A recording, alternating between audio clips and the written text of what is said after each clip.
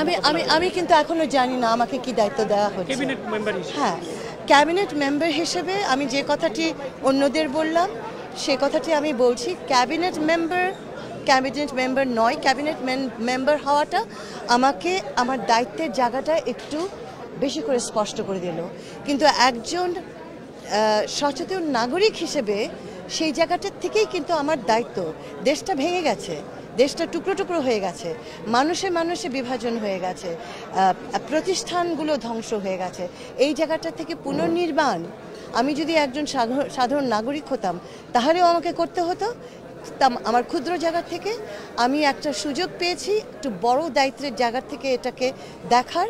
আমার সেই কাজটা ততখানি আরও বড় হয়ে গেল এবং প্রচণ্ড দায়িত্ব হয়ে গেল। আর আমাদের যে টিমটা এখানে আছে আমি মনে করি এটা খুবই একটি উজ্জ্বল টিম। দেখা যাক না আমরা কেমন খেলি, দেখা যাক না।